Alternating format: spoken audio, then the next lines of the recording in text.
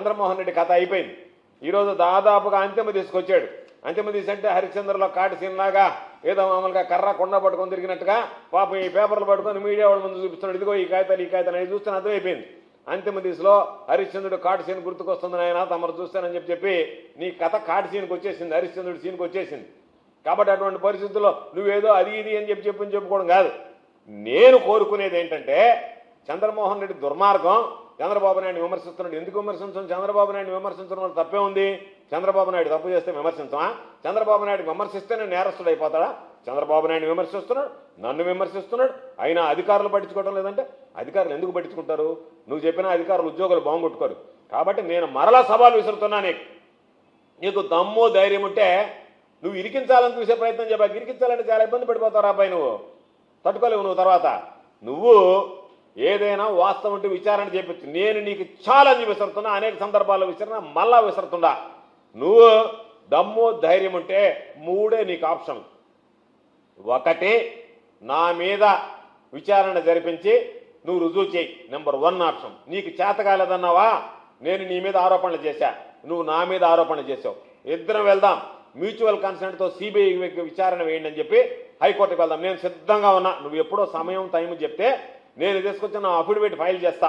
ఇద్దరం వెళ్ళి అయ్యా మేమిద్దరం సర్వేపల్లి నియోజకవర్గానికి శాసనసభ్యులుగా పనిచేసినటువంటి సమయంలో ఆయన హయాంలో దోపిడీ మీద నేను విమర్శలు చేస్తుండా, నా మీద ఆయన విమర్శలు చేస్తున్నాడు.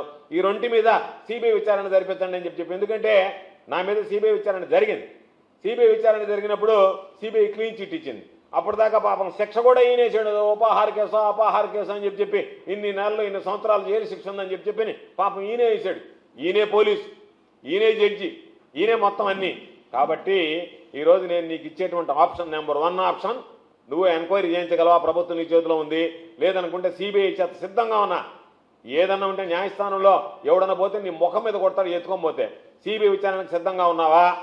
దానికుంటే చెప్పు. అయ్యా నేను తినలేదు, నేను నీతిమంతుడిని, సిబిఐ విచారణకు సిద్ధం. ఈ 2 కాదంటావా? ఎందుకు దరిద్రుడా? ఆడికి వదిలేద్దాం, నిన్ను ప్రమాణం చేస్తావా? ఇదిగో నేను లేఅవుట్లో డబ్బులు తీసుకోలే, నేను మైనింగ్ వాళ్ళ దగ్గర డబ్బులు తీసుకోలే, నేను గూడూరులో చిలకూరులో సిలికా మైనింగ్లో అక్రమ మైనింగ్ చేయలే, నేను పోస్టులు అమ్ముకోలే, లెటర్లు ఇచ్చి ఏది మామూలుగా ఉద్యోగస్తులకు సంబంధించి డబ్బులు తీసుకోలే. ఏదైనా సరే అన్నీ కలిపి చేస్తావా? లేదులే కొన్నిట్లో తిన్నానంటే పాని దరిద్రం వదిలేద్దాం, ఏదన్నా 1 తిని ఉంటాడేమో, మిగతా ఏదైనా చేస్తావా? పాని ఎదుగో వీటిలో తినలేదని ఏదైనా చేస్తావా?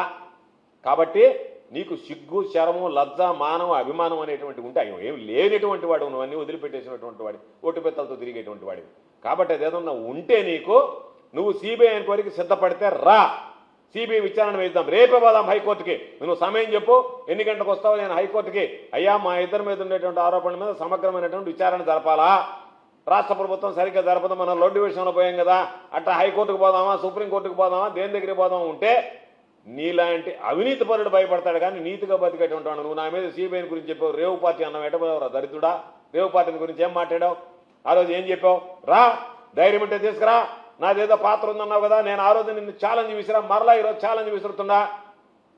నీలాగా కక్కిని కూటికి ఆలమయ్యేటువంటి వాడు భయపడతాడు తప్ప నేను భయపడతానా? నీ బ్రతుకు ఎట్లాంటిది, నువ్వు ఎట్లాంటి అనేటువంటిది అక్కడ శ్రీనివాస మహా దగ్గర ఆడవాళ్ళని అడిగితే చెప్తాడు, ఈ బతికెట్టాడతారా అనేటువంటి దాన్ని.